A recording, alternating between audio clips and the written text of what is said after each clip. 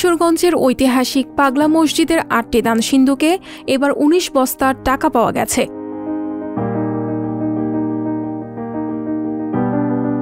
শনিবার ৬ মে সকাল ৯টার দিকে জেলার অতিরিক্ত জেলা ম্যাজিস্ট্রেট এটিএম ফরহাদ চৌধুরীর তত্ত্বাবধানে দান সিন্ধুক খুলে গণনার কাজ শুরু হয়।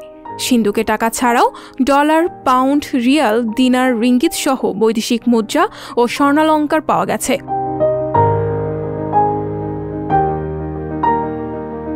অতিরিক্ত জেলা ম্যাজিস্ট্রেট এটিএম ফরহাদ চৌধুরী বলেন, টাকা গণনার কাজ মাদ্রাসার ১১২ ছাত্র, ব্যাংকের ৫০ কর্মকর্তা, মসজিদ কমিটির ৩৪ জন এবং আইনশৃঙ্খলা বাহিনীর ১০ জন সদস্য কাজ করেছেন।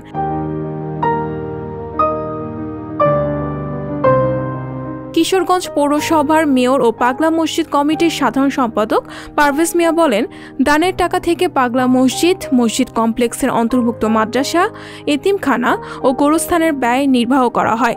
এছাড়া জেলার বিভিন্ন মসজিদ, মাদ্রাসা, এতিমখানায় সহায়তার পাশাপাশি গরিব ছাত্র ও দুস্থদের সহায়তা দেওয়া হয়।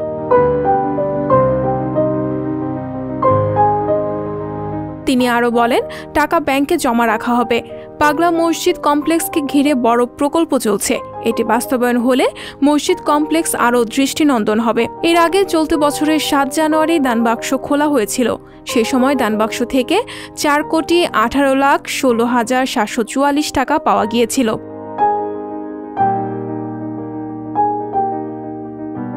ঐতিহাসিকদের মতে প্রায় ৫০০ বছর আগে বাংলার ১২ ভূঁইয়ার অন্যতম ঈশাখার আমলে দেওয়ান জিল কদর খান ওরফে জিল কদর পাগলা নামে এক ব্যক্তি নদীর তীরে নামাজ আদায় করতেন। পরবর্তী সময়ে ওই স্থানটিতে মসজিদটি নির্মিত হয়। জিল কদর পাগলার নাম অনুসারেই মসজিদটি পাগলা মসজিদ হিসেবে পরিচিতি পায়। সঞ্চিতা শম্পা, সংবাদ প্রকাশ।